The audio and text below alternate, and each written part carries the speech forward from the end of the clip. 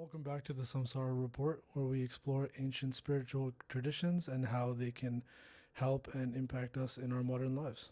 Mm-hmm.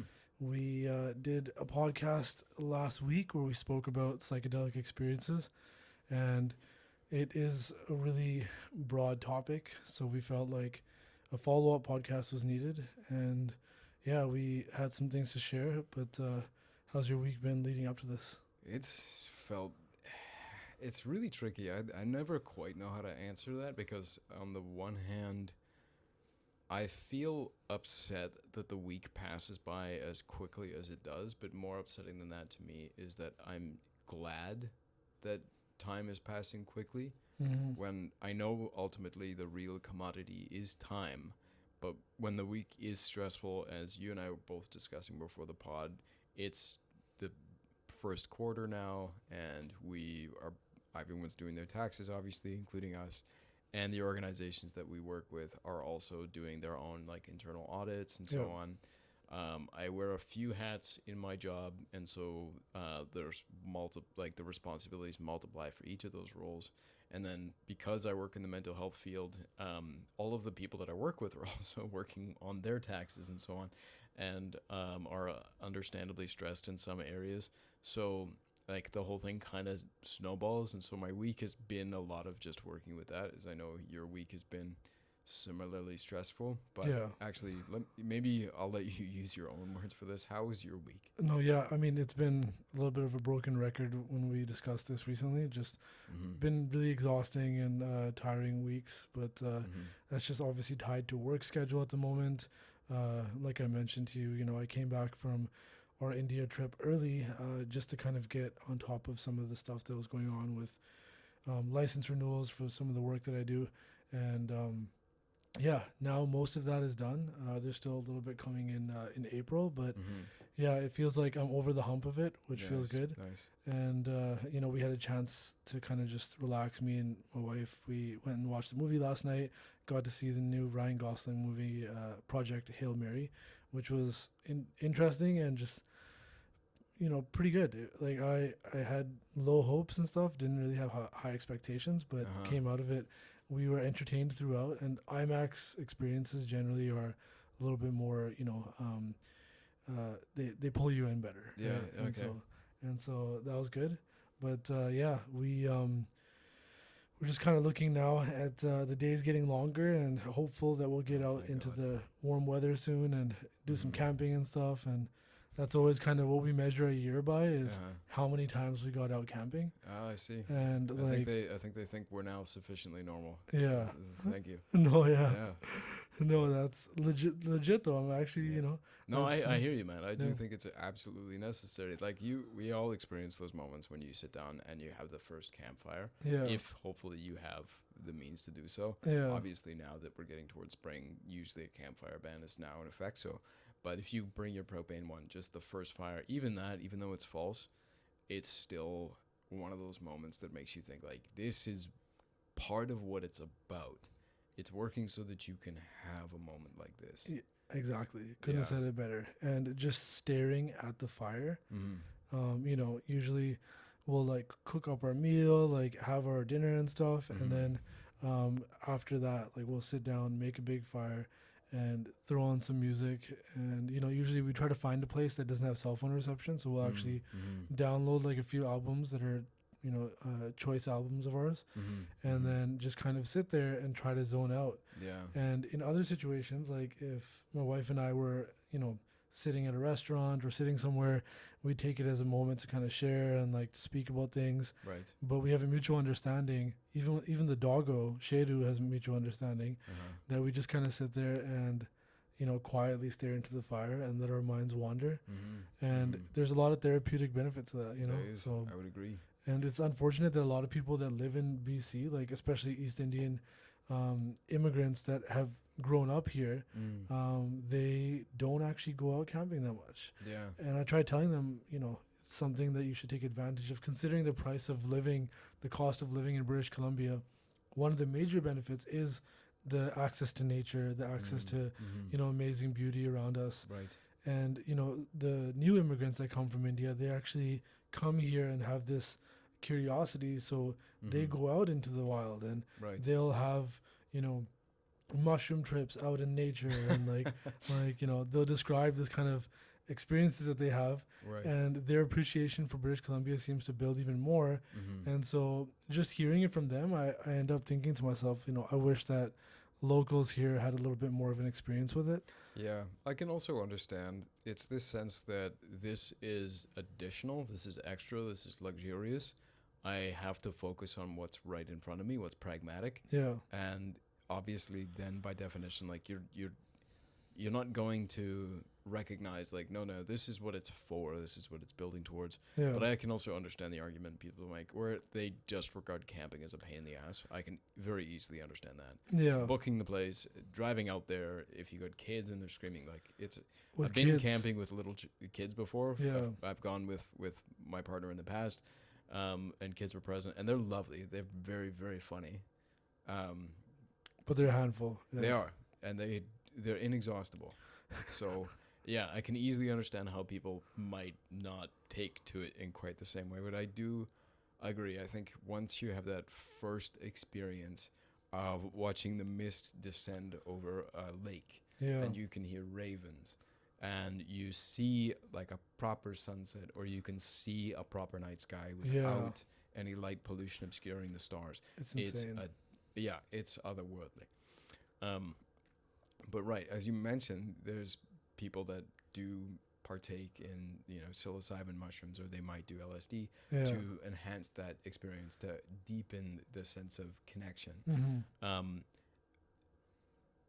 I'm all for those things. I think that, like many other people that I admire have said, I'm very much of the mind that if you want to expand and explore your consciousness, that's your business. Obviously, I'm not at all trying to advocate for people who may have certain sensitivities, like we've observed. If you are susceptible to things like schizophrenia or psychosis, or you're likely to have an adverse reaction as a result of having BPD, then this is something that you should regard with extreme caution if you're going forward at all. And more broadly, whenever the discussion of psychedelics comes up, even as I'm an advocate for the exploration of consciousness and the freedom to be a psychonaut, which is basically what that means, somebody who explores the inner world as opposed to going out of the world as an astronaut would, to me, it bears actually having a very frank discussion about what we're finding in the research presently. So that was part of what we were interested in doing on this particular podcast, not looking at studies specifically that detract from the findings, but what are we actually seeing when we're studying this, rather than trying to look at this as being a complete and total game changer or the panacea or the answer to our problems. What is the evidence actually pointing toward? And so that's something that we think actually, by speaking to it, grants the conversation around this more legitimacy, rather than taking away from it. And that's not always easy, because already we're sort of beginning this sort of second renaissance of psychedelics, it seems. And there's already a very wide number of interests that are at play presently. As you mentioned before the pod, Kevin O'Leary from, I can never remember if it's Dragon's Den or Shark Tank, whatever. It's not important. He's become one of these figures that's heavily investing in this for its potential therapeutic value. More importantly, Canada is coming out as sort of a forerunner in terms of heading up a lot of the research going on now. I mean, obviously, there's a lot of examples down in the States too. Roland Griffiths down in UCLA. And The work that MAPS is doing, like, and MAPS started in the U.S. and then migrated to Canada and UBC, and we now have many studies being carried out all across Canada, in particular Toronto. Namely, there's a very interesting study right now for the Canadian, it's the Coalition for Addictions and Mental Health, I believe, and or the Center for Addictions and Mental Health. They are exploring what the therapeutic value might be when you can eliminate the possibility of the trip itself in psilocybin. So like the actual psychedelic psychoactive experience do you still experience a benefit? So Mhm. we're still waiting on the findings of these, but there's many other really interesting things going on in that space. Yeah, But there's not been a lot of kind of people trying to make analogs of yes, these yeah, substances to produce analogs that don't have, like you said, right, that psychoactive effect or the dissociative nature of yeah, psychedelics. And I mean, I, I feel a little bit wonky about that just because, a lot of the cultural and ancient traditions around psychedelics, hmm, they were coupled with that experience and some type of ritual or yeah, ceremony, right? yeah, So, exactly. And that's kind of one of the things that we see when all of these studies are being conducted. Not all of them are producing results that are really compelling. yeah, If you imagine that they would um, be super competitive yeah. against something like an SSRI, an antidepressant, they actually recently carried out a study, Williams et al. In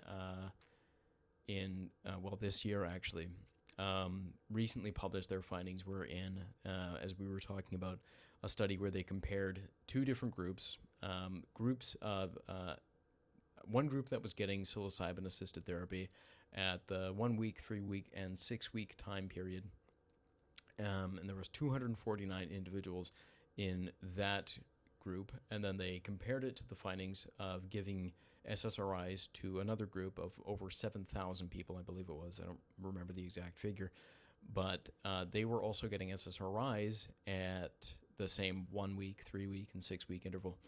And the results, and what was interesting about this study was that they unblinded it. So that means everybody knew exactly what they were getting. Hmm. And as a result, they were not statistically significant. They were essentially, they had roughly the same outcome. Yeah. So there's a study, there's a way of measuring treatment resistant depression or major depression, which is MADRS, MADRS, and it's one of the questionnaires that they use to develop a score for how depressed you are. And both groups dropped by 12 points. So that's significant in terms of how much it affected their depression, Yeah. but the two groups had the same outcome. Yeah. So that's pretty interesting for a couple of reasons. I think we should also probably explain sort of the blinding versus double blinding issue versus Yeah. psychedelics. Specifically with Yeah. psychedelics, yeah. Did you want to cover that, or? I mean, just the fact that if you are on a psychedelic, you Mhm. can kind of tell. You can tell by Yeah, it's the pretty nature. obvious. Yeah, there's like certain telltale kind of effects, and especially Mm. for somebody who's experienced a psychedelic before, and in a Mhm. lot of these studies, just to kind of avoid outliers in terms of like the effects, they'll try to find people that have either limited or some degree of Mhm. experience with the psychedelic. Right. Not always the case, but that's generally, I think, preferred candidates.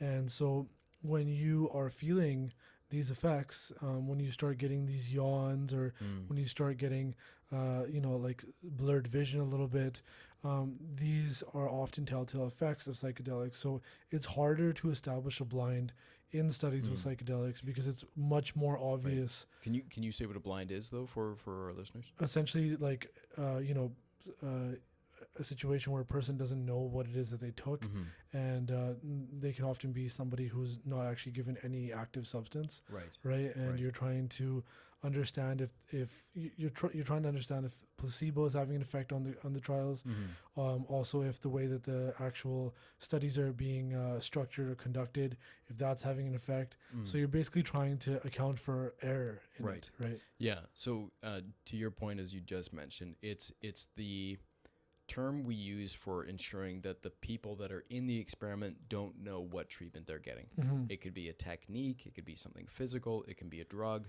whatever the case. They don't know which group they're in, whether they're in the control group, Yeah. the one being compared against, or if they're in the experimental group where they're getting the thing that we want to figure out if it's having an effect or what kind of effect it is.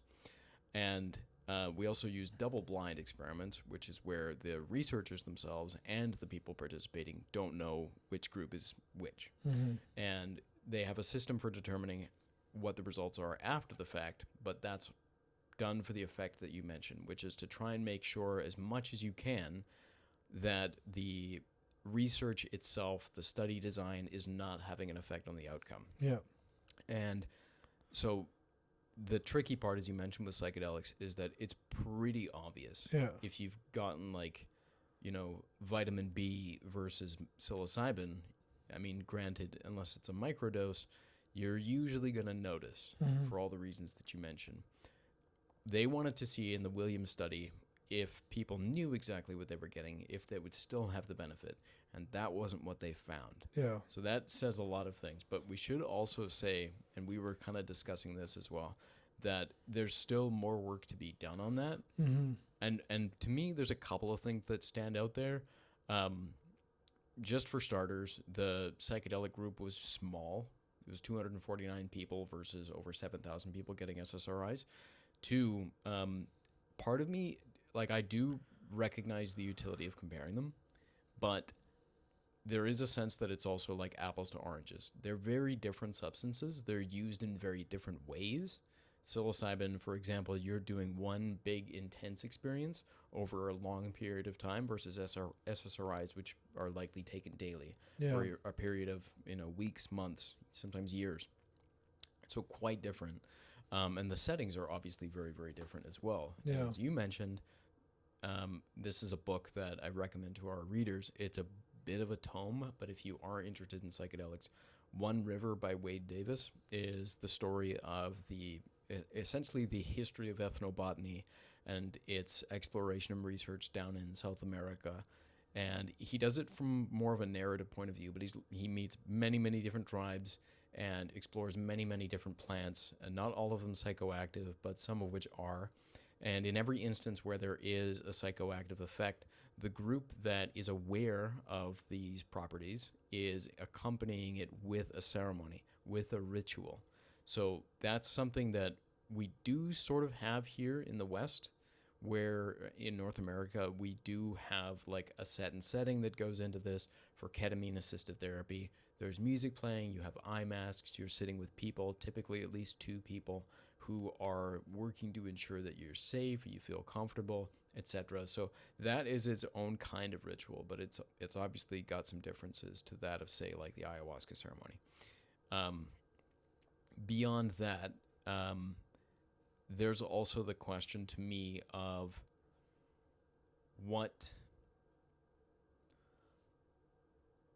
when you're working with a psychedelic, to me, there's very different things going on, depending on who you are. And the studies that are conducted have a lot of exclusion criteria. So they can't have like anybody and everybody. As we mentioned, some people do have a propensity towards things like schizophrenia or a psychotic break.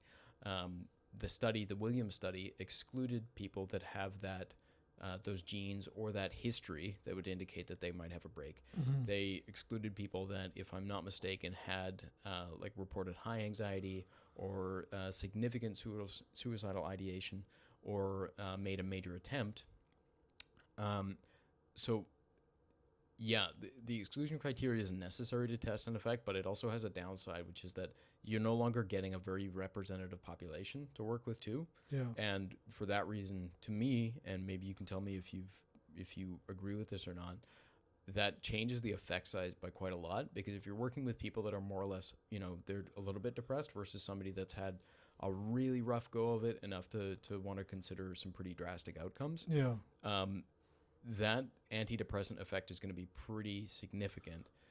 That could be true of SSRIs as well. Yeah. But that to me is something else to consider. Do you have thoughts? Yeah, I mean, just hearing how a lot of these studies are conducted, and that they're conducted to be, alongside administering, SSRIs or conventional kind of pharmaceutical medications. I've looked at a lot of the studies, and like the conspiracy side of my brain just tends to move towards believing that a lot of the funding for these studies is coming from, pharmaceutical companies or like whoever has deep pockets, and that like these studies are made to kind of basically show that psychedelics are not as effective, because like you said, you're going to have individuals that are not as in need of it, and you're not going to have as much movement in their benefits. So seeing that, in the States right now, there's work also being done with Ibogaine, right? And they're administering Ibogaine to individuals that are in a very precarious and hard situation. Mm-hmm. You know, Mm-hmm. individuals that have severe PTSD, Mm-hmm. and as a result have, you know, gotten addicted to opiates, and so like a lot of the therapeutic benefits are going to be most witnessed, as you mentioned, by individuals that are in great need of something, right? Mm-hmm. And it's always coupled with integration or counseling, Mm-hmm. right? And so I I I think that it's going to be some time before these studies are conducted in a way that is going to actually promote, you know, widespread medical or therapeutic psychedelic use, because of the way that the studies are conducted, because of how kind of restricted the actual researchers are in their work. Mm-hmm. And there was times, you know, in the 60s, 70s where uh, things were a little bit more open, Mm-hmm. and you know, you had people that were really, you know, that were finding people in much more kind of uh,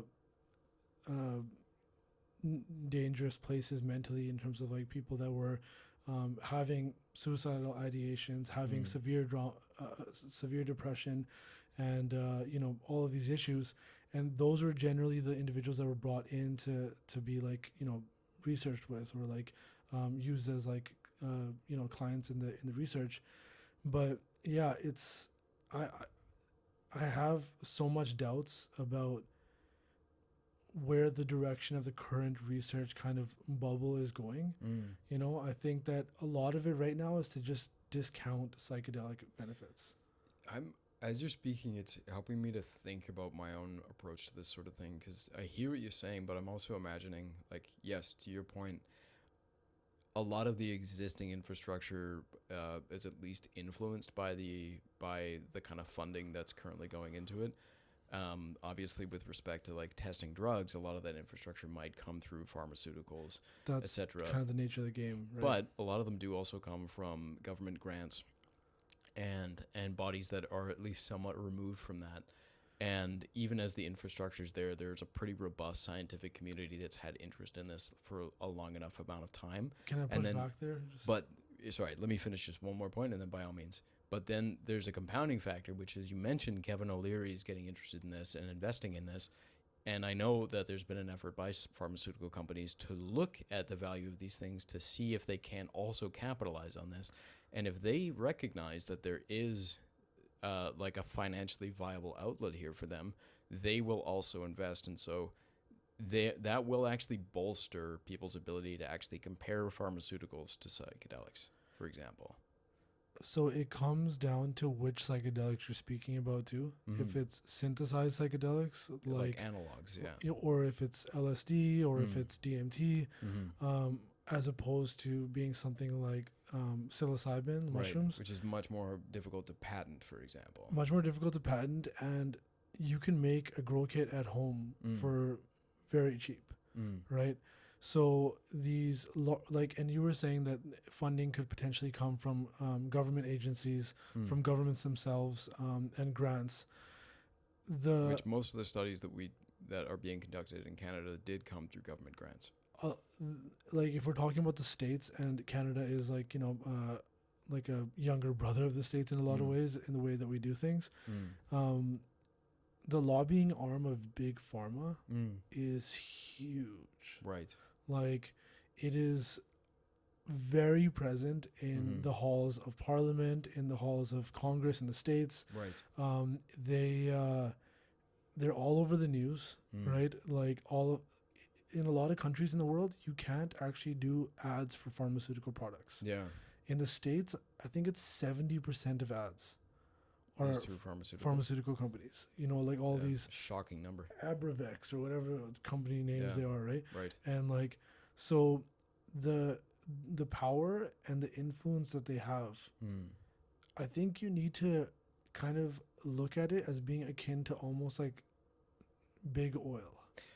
I wouldn't, because I don't know the exact level of influence relative to, say, the pure curiosity both by the public and by the scientific community that's studying this. It's hard for me to grant influence or too little influence. It's hard to go either direction with respect to that. But I do hear what you're saying. It shouldn't be regarded as having zero influence. Is at least what I'm getting.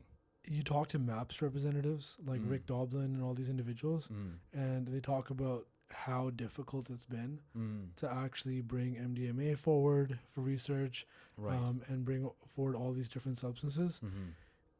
Like the conspiracy is not some some insanely kind of like fictional narrative where it's like It's people purely have market interest. it's money, Yeah. it's market interest, and it's not a crazy thought, and it's like and I'm not suggesting that it is. Yeah. 'Cause, like, that is business.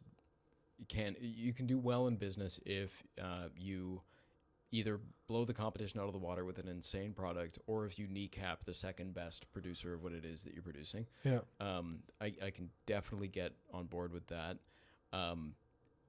I'm also interested, just like the idea of the psychedelics, like we could look at the results of that study and say psychedelics are only as effective as SSRIs. But to me, also that kind of means like, wow, this ancient thing that's had not as much cultivation at all is as effective in treating depression as something that we had to work really fucking hard on and invest a lot of money and research into to be able to get it to treat what it does, albeit through, slightly different means perhaps.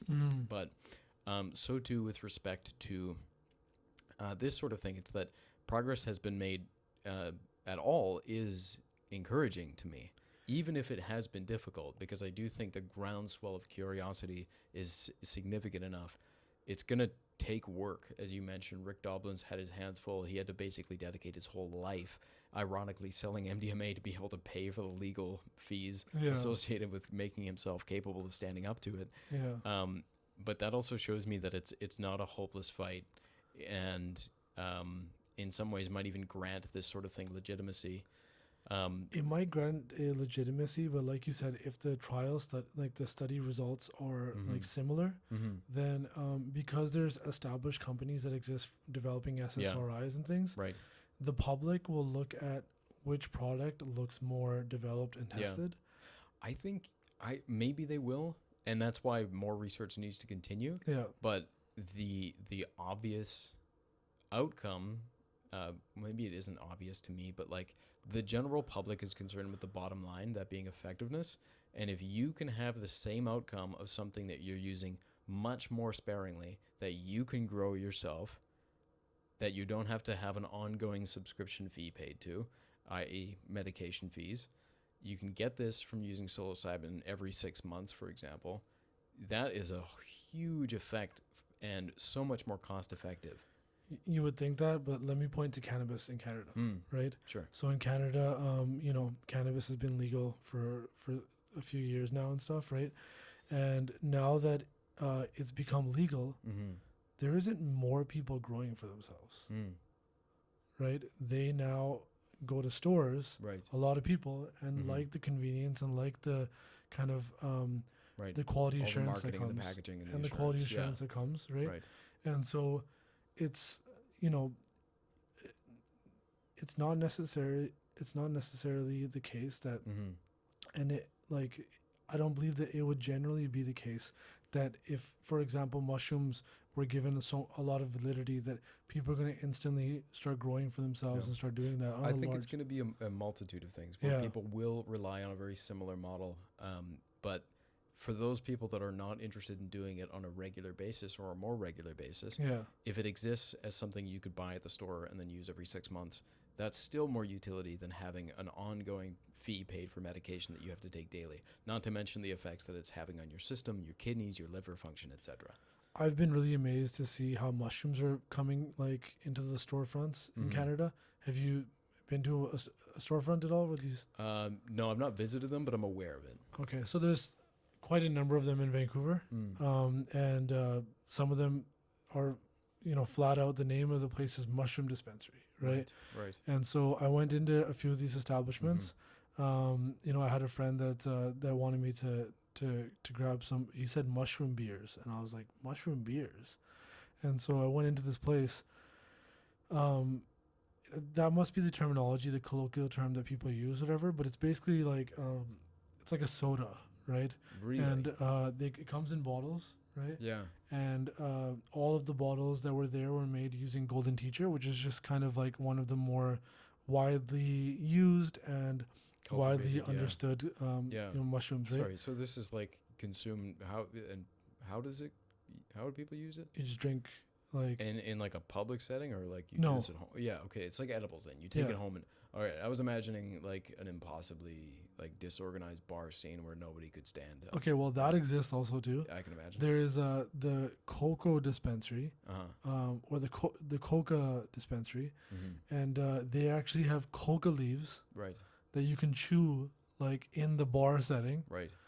and they have psychedelics that are Yeah. also available there. Blowing up a few spots here. Yeah, and I mean that guy's really well known. He's Dana Larson. He's like Just throw a name. federal government knows him Okay. super well. Okay. He's literally the biggest. Yeah. Well, if the they bi- didn't, they'll know him soon enough. No, it's maybe 15 years ago it would be like kind of Yeah. sketchy to bring up his Be name. a door kicker situation. Yeah, he used to be a big advocate for cannabis and Mhm. still has medical cannabis dispensaries Mm-hmm. when all the other medical cannabis dispensaries have shut down.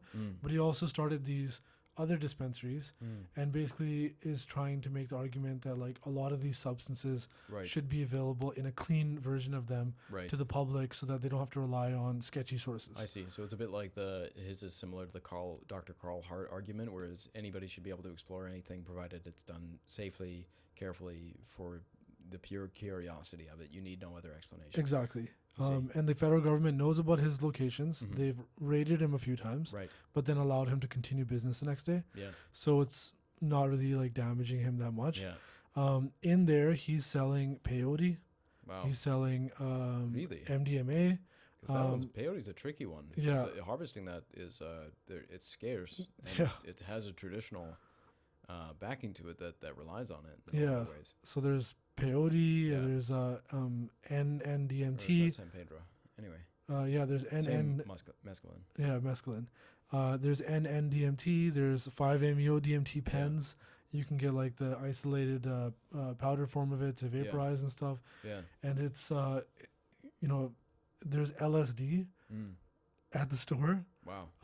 And they sell, and like friends of mine that have tried like the LSD from there, they were like, this is Sandoz level LSD. Wow. And Sandoz was the lab that Yeah, the original Albert Hoffman lab. Yeah. Mm-hmm. And so it just in terms of like the way that it's been Yeah. made and like the just the cleanness of the experience.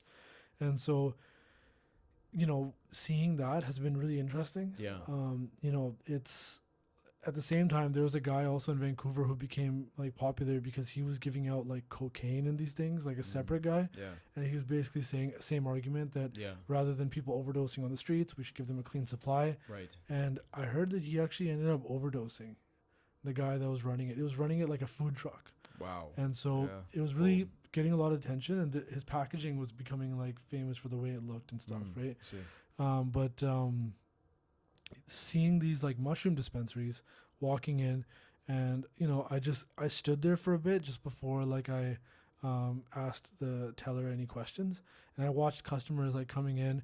There's like 30 different types of mushrooms, right? Dried mushrooms, and you can kind of observe them just from like from the store window. Right. And then there's like edibles, and then there's like these drinks. Right. And so, I watched somebody come in, and this guy's like, oh yeah, like I'm looking for something that just kind of like a bright mushroom, something that's like, gonna enhance my mood and kind of give me a little bit of energy potentially. So hearing like people speak about mushrooms in a similar way to how people would come into the cannabis dispensary that I was part of, like that was pretty interesting, you know? And like I'm not sure how that's going to translate into like therapeutic or medical use. Yeah. It looks like it's targeting like the recreational market right now. Yeah. That's more or less how I imagined it unfolding. Like my orientation is that I'm concerned with the medicinal healing properties of these things. Yeah. And I think people should have the right to do what they want with these things. Even if that's not my orientation with them at all, just because to me, it's a serious yeah, maybe serious is the wrong word. There's something to be taken sincerely to me. Um, and the recreational approach is sort of a different, it's of a different kind.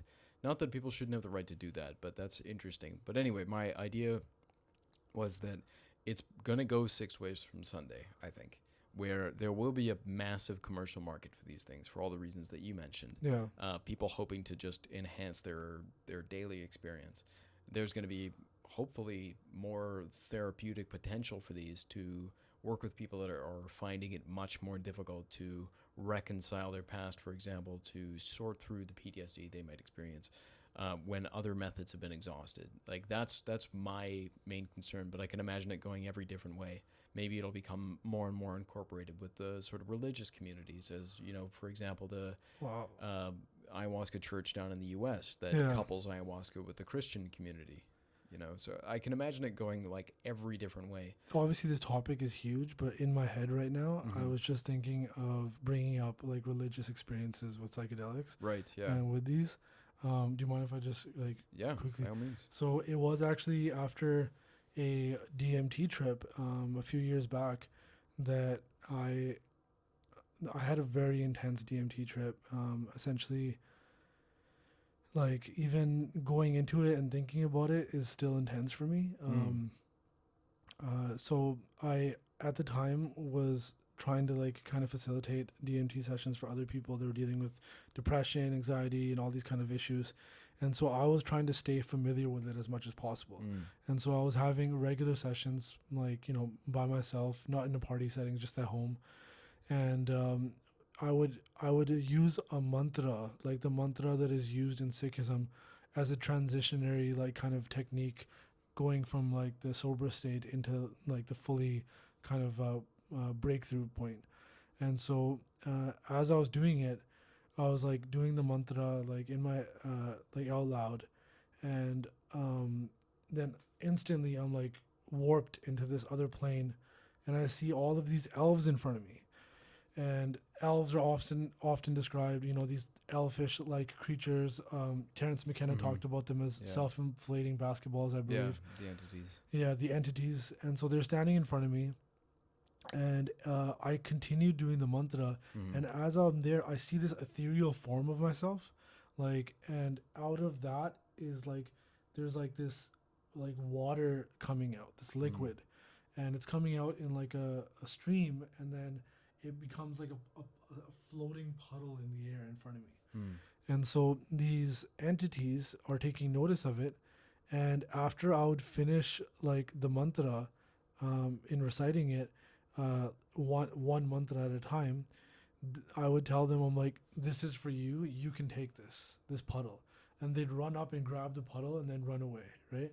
And I did this a few times. And then at one point, as I was doing it, they didn't wait for me to say that this is for you, take it. They, as I was still reciting it, they started pulling into the stream and trying to take like the stream from like inside Like me, the source. Yeah. from the source. And I said, no, stop. Yeah. That's mine, right? Like that's for me. That's not for you. Mhm. And as I say that, like I'm looking forward at this point, Mhm. and then my head like moves by itself down, and Mhm. it gets locked in this position. So I'm looking downward, Mm. and then out of my peripheral vision in this realm, to the left, I see this crazy light manifest. And so that light manifests, and I like I'm very like kind of tripped out by the whole nature of it. Mm. And I like these beings start looking at the light, and they're like, oh, like wow, right? And then like as they're looking at the light, they start stretching out their bodies to get as much surface area being permeated by this light. Mm. And then they're like, look at it, look at the light, why aren't you looking at it? And my mouth like spoke without me intending to say so, and I said like, oh, I have too much ego to do so. And they're like whoa, and they're like looking at it, and then they're like and then I see in the light is like a distinct silhouetted shape. Mm. And they asked me like, who is that, who is that? And I'm like, that's my guru, like Guru Nanak Dev Ji.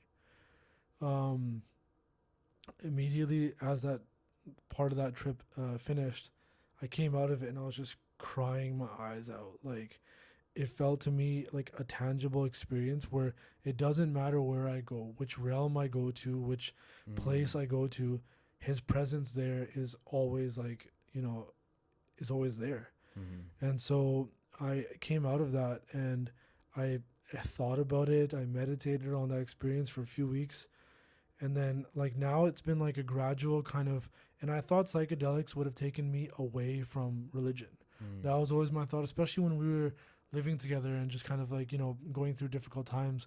I always thought that psychedelics would take me away from the religion and kind of, take me more towards like a scientific or a worldly notion. Right, the truth. But it did the opposite. And so it seems like other people also have such experiences with psychedelics that rather than, what people often imagine, that psychedelics will pull you into this worldly nature of things and this kind of stimulus based like reality, that they end up feeling a very tangible connection to either an entity, a savior, Jesus Christ for some people's situations, or just a connection to everything around them, right? And so that is one of my curiosities, is when these psychedelics become more prominent, is it going to change the way that humanity looks at spirituality, religion? Like, what are your thoughts on that? That's a very interesting question. And I do imagine that the place that you just described to me it's not exclusively the domain of psychedelics. It's a place that you can access in deep meditation, in sensory deprivation. You can do so with ecstatic dance. It seems like there's a book by Rick Strassman. After he wrote the book DMT, The Spirit Molecule, he wrote about the DMT and the Soul of Prophecy, where he was describing the parallels between the DMT experience and the accounts of prophecy that are included in Jewish texts in the Hebrew tradition. And there's many experiences that don't seem like necessarily that they had a psychedelic involved in having the visions that they do, where they describe very, very similar geometric structures, entities, the appearance of the angels, and so on, and that they all bear the very similar hallmarks. But for a lot of us, psychedelics are much, much more accessible than trying to work for years to get a meditation practice that allows you to do this, or working with sensory deprivation long enough to be able to experience this. There's so many things that require discipline usually to get to these places, or a near-death experience maybe. And not everyone's willing to do that, but if you take acid, if you drop acid, you're on the ride as soon as you pump that thing on your tongue, for example. Yeah. And so just for the sake of its accessibility, I can imagine more people getting in contact with this sort of thing. As you mentioned, it's not an uncommon thing for people to, at the very least, recognize a ubiquitous sense of connection, that there is no time, there's no death, that what you think of as death is only ever on the other side of your skin, and that's also the window and the threshold into your connection to everything else. All of these things become accessible with something like that. I do imagine that there's also drawbacks, because without the kind of requisite discipline for this practice comes the difficulty in trying to hold on to that experience and integrate it. That's the hardest part. But yeah, it's possible. I mean, we did see, like, I don't know that this is a perfect comparison. In a lot of ways it isn't, but the first psychedelic renaissance, for example, you saw a massive change to the culture in North America. And when you're talking about the first one, you're talking about the 60s, 70s roughly. Yeah, like 60s, when acid first came through. The Brotherhood of Eternal Love and all this kind of stuff. All of that. Grateful Dead, the whole thing, the Beatles, and how massive that effect was, and that nothing was basically left untouched. Religion was touched. Business was touched. Academia. Absolutely. Timothy Leary. Everything was impacted by this experience, and that's where you got the Summer of Love. Yeah. It's very interesting that you had the immediate pendulum swing in the opposite direction, where you saw a major crackdown in the Vietnam War, and you saw the fear that Helter Skelter generated through Charles Manson. And that's a whole other story. Nancy Reagan and all this, right. like, Just don't say no. Yeah. Because people were frightened by what they saw too. So to me, that possibility is still on the table, what you just described sounded incredibly touching, but I can also imagine people that it's not clear to me that what we're experiencing isn't just conveniently suited to the shape of our consciousness, or whether it's actually something true and tangible. That is something that is pretty common. People remarking after a DMT experience that it felt more real than real, like your daily waking experience. And that was, to be clear, like one of the Yeah. things that I used to scrutinize the experience. Of course, I yeah. was like, this sounds like what I would want to experience. Right. But after Yeah. doing the work that I did, like Mhm. I couldn't dismiss it. Yeah, and you do practice a lot of scrutiny for your ideas. You're one of the people that I really admire for this, that there's so many instances where I see you examining what is currently a comfortable idea for you, one that currently excuses and justifies things that you're doing in your life. You will do the hard work of examining it and then changing the behavior. So you do actually do a lot of that, and I think it lends itself to your credibility. But I also recognize, and this goes for all of us, the one of the fundamental challenges, like this is coming up for me, that what's convincing is not the same as what's true, Mm-hmm. and and that I have to include some of the most profound experiences I've ever had. And I don't know necessarily what that means for things like spirituality. And I don't know what value is necessarily in there might be in holding on to that kind of scrutiny, because I suppose to me it does require a kind of faith that if you are striving for the truth, that what you find at the end of that journey, even if it's like 1 degree more true than your current experience, that will be fundamentally better than the experience of having less truth. It's something you have to have faith in, because you can't fully know that. Yeah. And we've also experienced instances where truth has been excruciatingly painful. Yeah. So it's hard to say what effect it will have, but I suppose to me, as a step ladder that grants you a view that's otherwise inaccessible, what that view does to us, it will to me affect our approach to spirituality more so than it already has once it becomes a little more mainstream. What that means next, I'm not sure, because I've done the thing too many times where I've imagined that the introduction of something is going to lead to a net positive, Mm-hmm. and I've seen the opposite happen. Yep. And I think psychedelics are a technology that need to be treated very, very carefully. Absolutely. I do agree with the idea that people should be allowed to pursue whatever it is they want. They should be able to cultivate their consciousness in whatever way they want, provided they're not causing harm to others. But to me, they have the power to have a major positive effect if they're worked with very, very carefully. To me, it's not different from nearly any other kind of technology. Nuclear technology can have amazing benefits in terms of its generation of energy output. When it's done improperly, even if you're not, even if you're doing everything right and something goes wrong, you can have a catastrophic effect. Chernobyl, 3 Mile Island, etc. Fukushima. Yeah. Yeah. It's still better than prolonged use of like coal and oil and gas and so on. It seems like. Yeah. Nuclear is definitely Care is the key Yeah. to having a benefit as opposed to a net negative. Yeah, and you were speaking on like the what comes out of the other end being truth, and I can definitely understand the value of that, but what I would also kind of imagine is like if the outcome of the psychedelic or the psychedelic experience leads you to live a more positive life, right? And obviously we have different measurements for what we consider a positive life, Yeah. but you're nicer to people around you. You're less kind of prioritizing the superficial nature of Right. life, like Selfish behaviors and so on. and like Yeah. not just pursuing unlimited wealth and this kind of stuff. So like there is a lot of people that they have these psychedelic experiences, and I don't think it's always important to get like recognition from others that your psychedelic experience was valid or Yeah.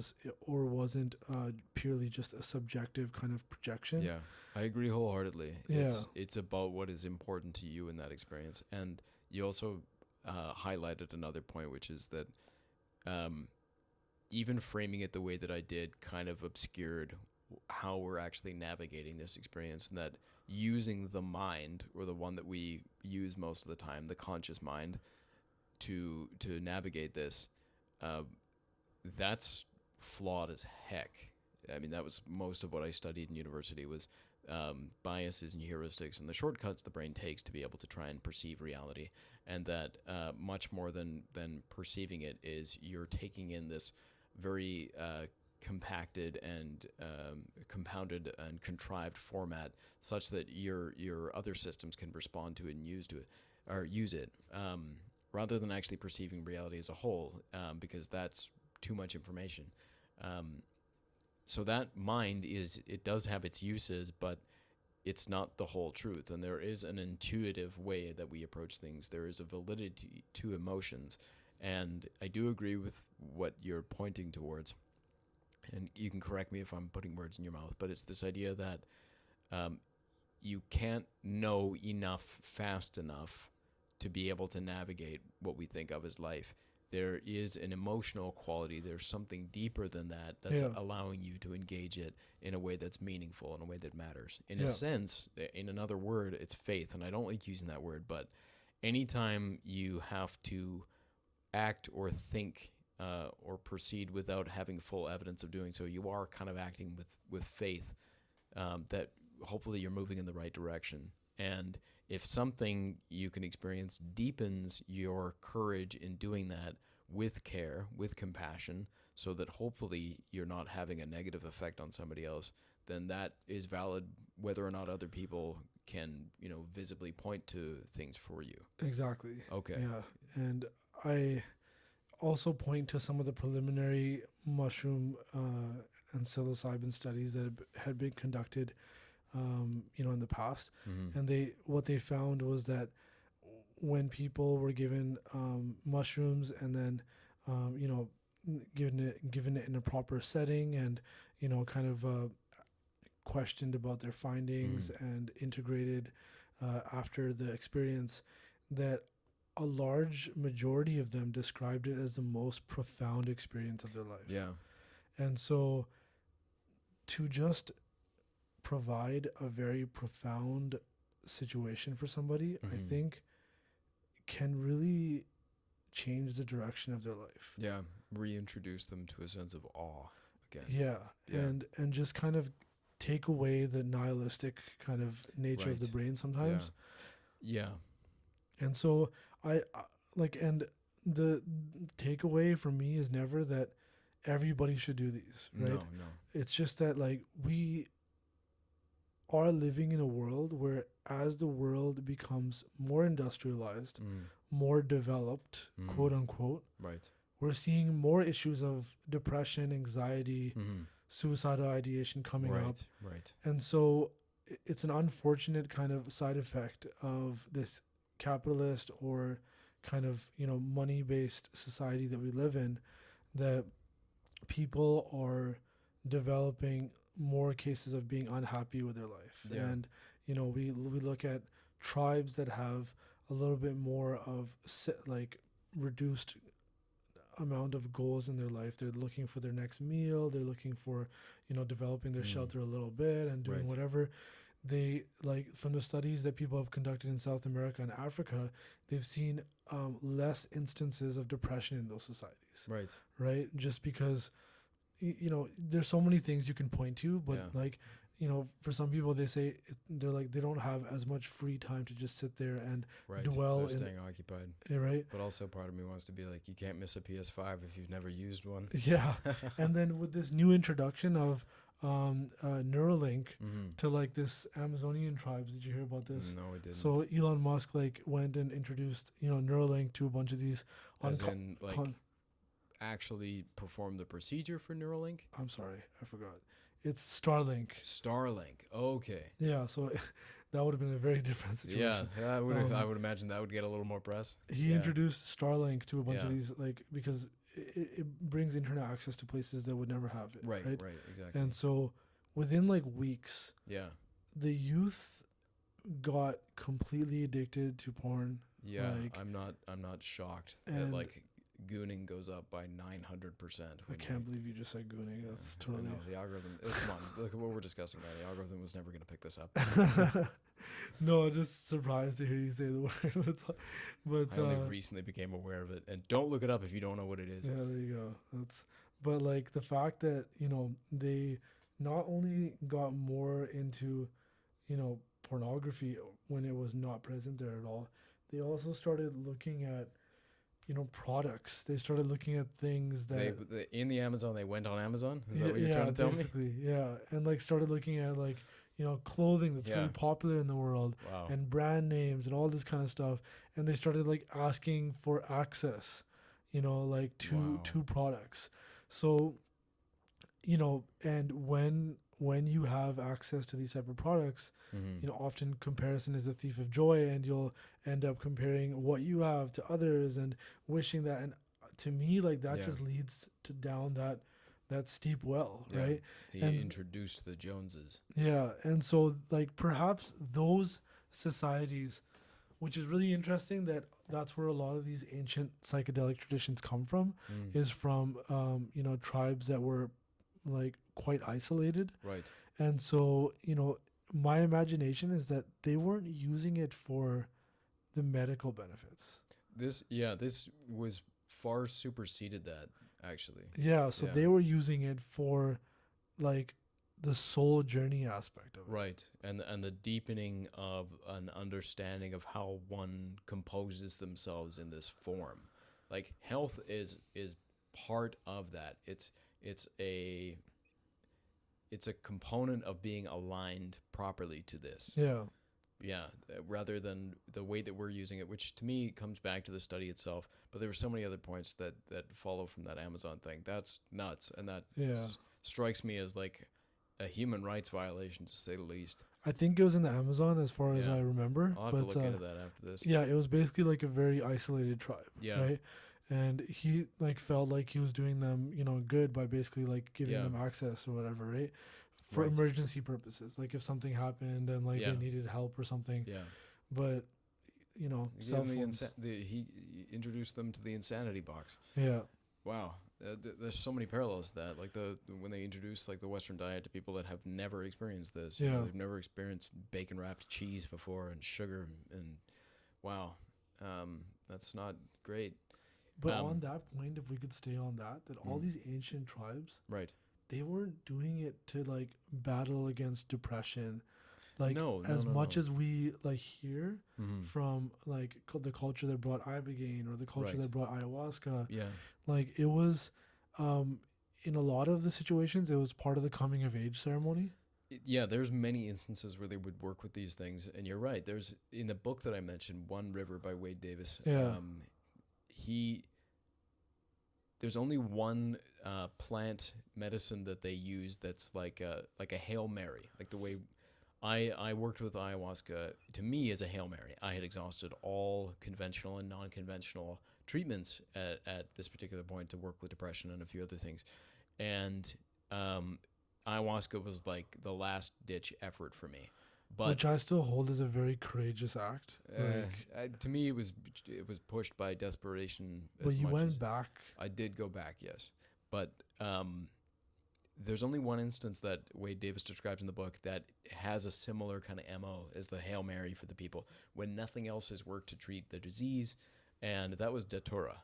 And there's a few different names of what that actually works out to be, but it's kind of like a variation of Morning Glory. So it's extremely problematic for your system. Like it's just as likely to kill you as it is to cure you in many ways. And it's not a pleasant experience by any stretch. Not that a pleasant experience is at all necessary to me for the psychedelic effect. Maybe the introduction of things you haven't thought about for a very long time is what's necessary, and that's not going to be fun. But to your point, health is not the point of these ceremonies in many ways. And it does speak to the contrast that we're now running into when we're testing these things and trying to understand them, is we are doing so according to the way that we engage things here in North America, which typically is through a very heavily compartmentalized system Yeah. of separate parts. Yeah. Whereas this is holistic. And you and I were talking before the pod, you were telling me about the Navajo, and it got me thinking about other Plains tribes and the way they would engage things and how awful they said it felt when they were beginning to get moved into reservations and so on as the U.S. kind of came into its own. And that they were moved from the circle of whenever they would get together, the teepee itself or the structure of the tribe's encampment. It's a circle, and everything to them is a circle. The world, if you travel around the world, it's a circle. If you look at the solar system, it's a circle. Yeah, it's gonna be flat. But they regard everything as having that kind of quality. You know, your life and death cycle is a circle. All of these things are circular. Right, exactly. Your bicep, if you work hard enough. Then okay, it's not quite there. Anyways, everything is, and when they were introduced to these reservations where they had square rooms, it was really upsetting. They're like, the natural things don't have corners. Wow.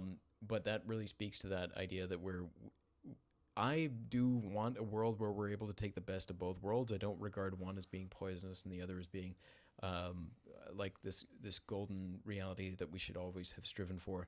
There's things that you can recognize as having utility in both. You would never deny what we've learned in science, for example.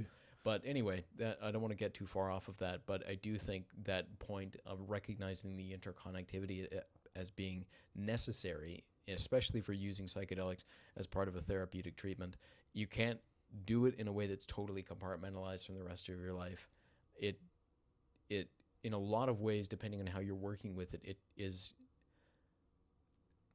it places on you a burden to include what you've experienced in what you're doing in daily life. Yeah. It's not just something you did in a room sometime.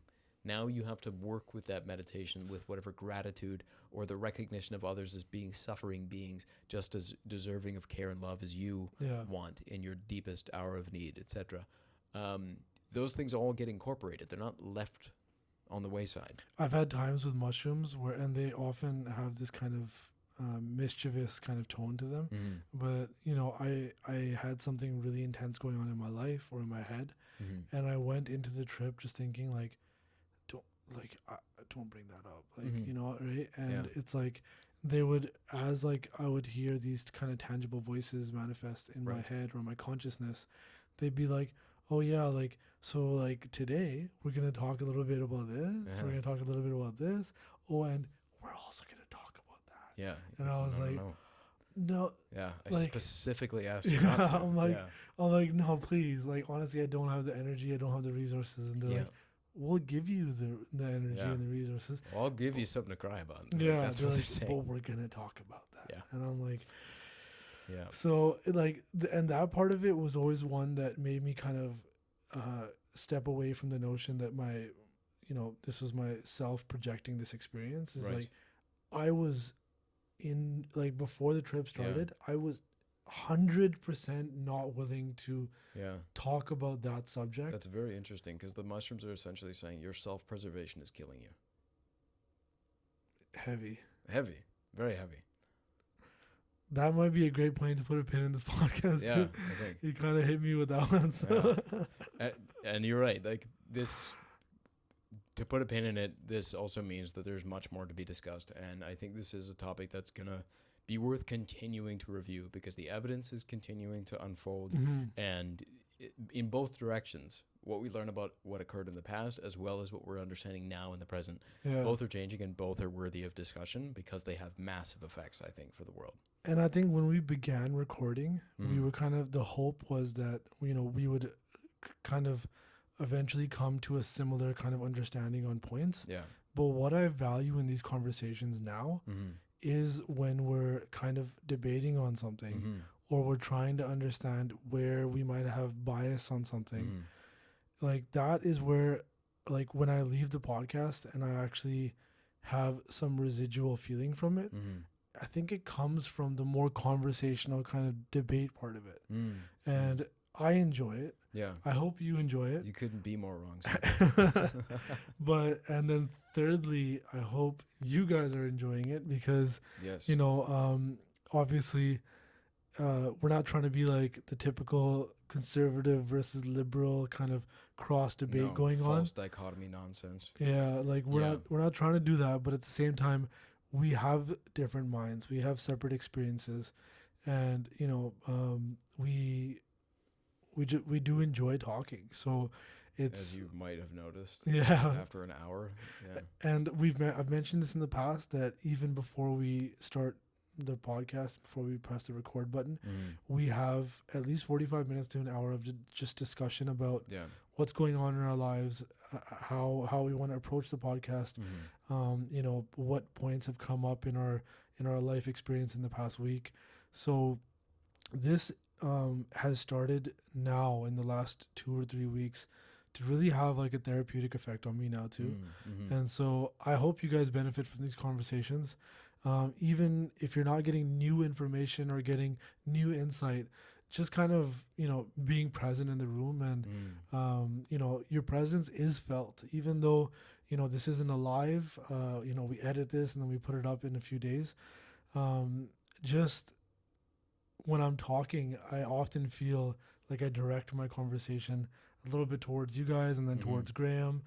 And so this experience is kind of mind boggling, but yeah, Yeah, I feel very similar in that I'm also keeping in mind the future listener of the podcast, and whoever you are and wherever you are. I do hope this finds you better than it found you when you initially started listening. Everyone's life is different, just as you described. Even as we might agree on a great many things, the topics that we discuss are so varied that we should eventually find points of disagreement. And that's actually cause for celebration, because just simply regurgitating what we already think and feel, we are exploring actively a new subject. And I share your sentiment in that I hope you, the listener, actually find some value in that, that it helps you to expand your own thinking. Even if you're shouting in an extremely frustrated way that me saying Roland Griffith worked at UCLA, he instead worked at UC Berkeley, that's perfectly valuable, I think. Hopefully I didn't just cross that particular wire, but fundamentally, yes, it's the same benevolent, hopefully, orientation that is impacting the listener, and we do deeply appreciate you taking the time to listen. And Sapir, thank you for taking the time to have the conversation. anytime, man. It's always a pleasure. Thank you so much. And we will see you guys on the next podcast. Take care.